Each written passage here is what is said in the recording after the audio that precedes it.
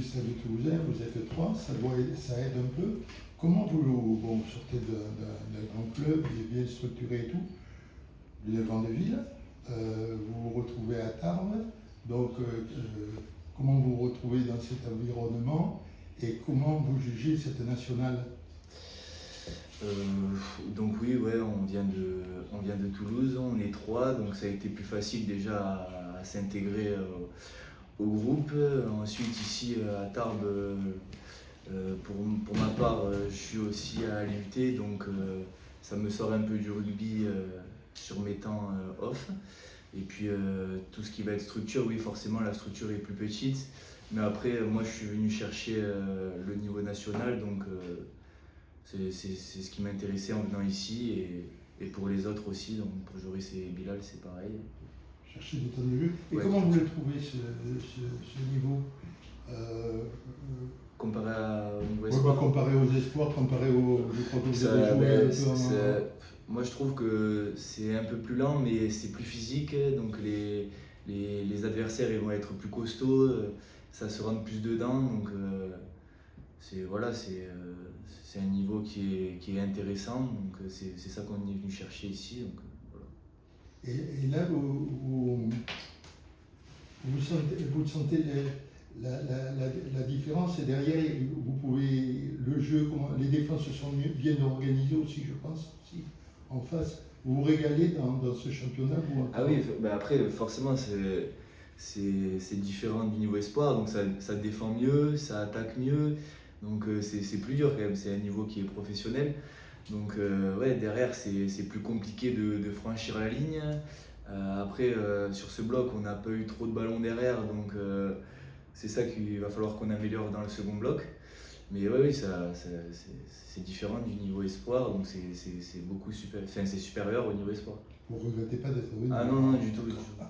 Et est-ce que c'est possible que si vous n'êtes pas pris en première, vous pouvez jouer avec les espoirs ou... Oui, je pense que c'est possible. Daris, il vient aussi de... Oui, Daris qui vient de Colomiers, oui, il a joué le week-end dernier. Je voulais savoir si le Stade Toulousain avait dit absolument c'est l'équipe première ou...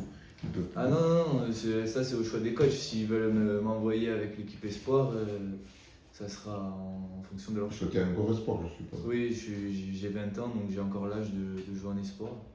Vous êtes en prêt, c'est ça? Non, on n'est pas en prêt. Ah, vous êtes pas en prêt? Non, on n'est pas en prêt. En fait, ils ont signé une convention avec Toulouse et ils ont décidé on a été proposé à Tarbes et Tarbes a accepté de nous prendre. Tu es venu surtout pour les études aussi? Non, je suis venu pour le rugby. J'avais le choix en fait entre faire une 3e année en espoir au stade ou venir ici et essayer d'accrocher du temps de jeu en national, venir faire mes classes un peu en national, et c'est ce qui m'a plu dans ce projet. Mais tu es à l'UT, tu nous as dit. Oui, c'est ça. Donc après j'ai un double projet qui va être sportif et scolaire. Donc à l'UT je suis en tech de co en 3e année, pour essayer de valider mon BUT cette année. J'avais fait un BTS les 2 années précédentes. D'accord. Ok. D'accord. Là, des regrets par rapport à ce match, parce que là, il y a de très beaux enchaînements avant 3 quarts contre Bourg-en-Bresse, des longs temps de jeu aussi. Ouais, des regrets, bah, surtout je pense qu'il nous met dans le mal, c'est notre entame de match. Quand on prend 14 points en 10 minutes, ça a été assez compliqué d'entrer, donc après on arrive à bien rebondir. Puis derrière, en fin de seconde mi-temps, on arrive à breaker plusieurs fois, mais on n'a pas ce truc où la dernière passe pour franchir le dernier défenseur, on s'envoie un peu les ballons sur la tête derrière. Mais je pense que sur le prochain bloc, on va réussir à rectifier tout ça, à mettre en place. Là, les joueurs commencent à se connaître à peu près, donc il y a des automatismes qui se créent à l'entraînement, et voilà. Ça va le faire, je pense. Sur la dernière action, là, est-ce que c'était pas mieux de tenter le drop là? Le drop, on aurait pu le tenter, mais je pense que la charnière attendait en fait qu'on ait un avantage pour vraiment sécuriser ces 3 points avec une pénalité. On l'a pas eu, et après ouais, c'est un fait de jeu et le ballon sort, on essaye de gratter et la pénalité se retrouve contre nous. Donc oui, il y a forcément un peu de regret, mais voilà, c'est comme ça. Quelles étaient les consignes avant le match, et surtout à la mi-temps, parce que vous revenez très près à la mi-temps, c'était d'envoyer du jeu de partout ou plutôt d'essayer de... Les consignes qu'il y avait avant le match, c'est on avait repéré Massip, qui était quand même un joueur qui relance pas mal les ballons avec un long jeu au pied. Donc on savait qu'il allait être dangereux. Et à la mi-temps, les consignes qu'il y a pu avoir, ça a été de plus toucher les couloirs, mettre de l'avancée, les maintenir chez eux. Ça nous a bien réussi en début de deuxième, on arrive à leur passer devant. Après on prend une pénalité, ils repassent devant, c'était un peu le yo-yo. Et puis après on a cette dernière possession qui nous échappe à la dernière action.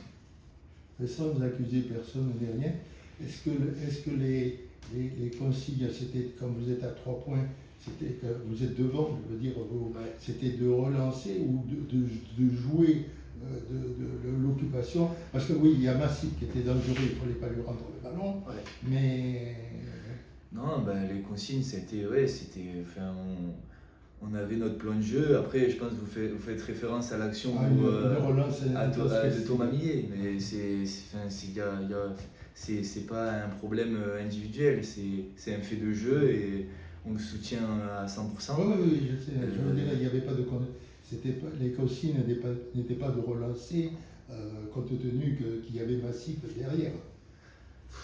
Bon.